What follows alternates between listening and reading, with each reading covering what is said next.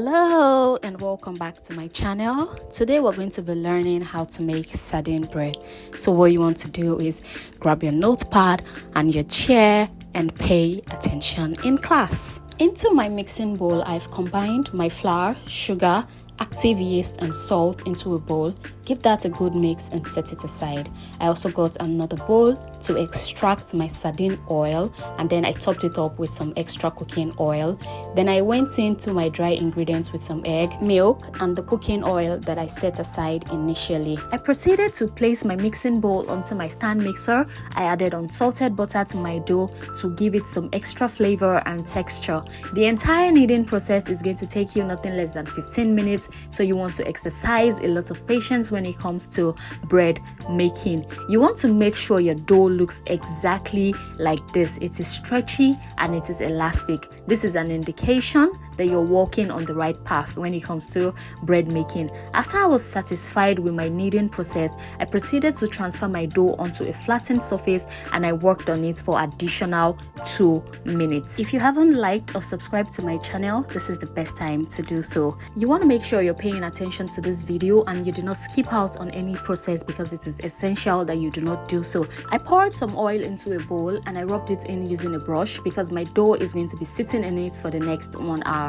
After I placed my dough in, I covered it with some cling film and then I proceeded to use napkin to cover it before setting it aside in a warm place for it to double in size. While my dough was doubling in size, it was time for me to debone my sardine. It is essential that you debone your sardine because you don't want anyone chewing or swallowing your bread to have issues doing just that. I also added some flavored pepper to my sardine to give it some extra spiciness and some extra taste. Adding of pepper to it is quite optional. You can do just what works for you. It is past an hour now and it is time for us to check on our dough.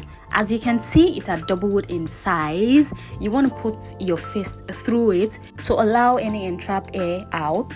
It is very essential that we get into the next phase of our bread making process, but before we get right into that, it is time for us to do a dough check. As you can see, it's very cutesy, it's very demure, it is stretchy, it is giving exactly what it's supposed to give.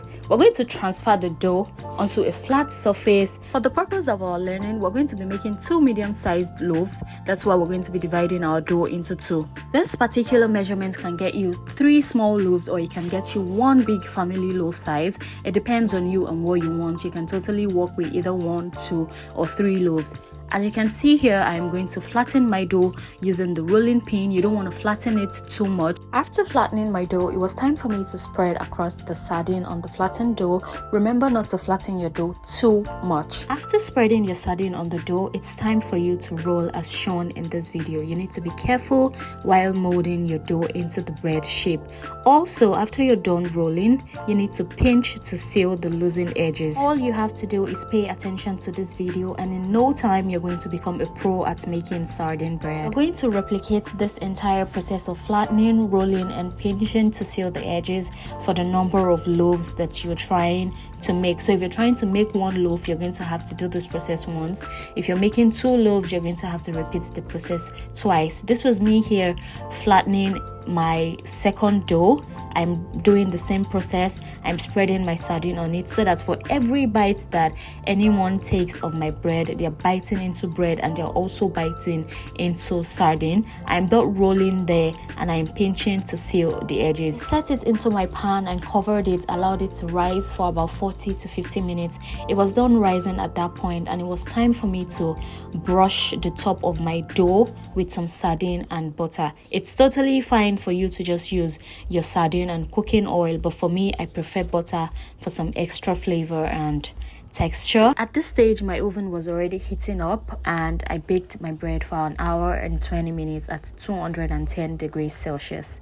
It came out looking perfectly fine, but I failed to capture the end process, so we will just have to manage this. Also, do not forget to like, share and subscribe to my channel.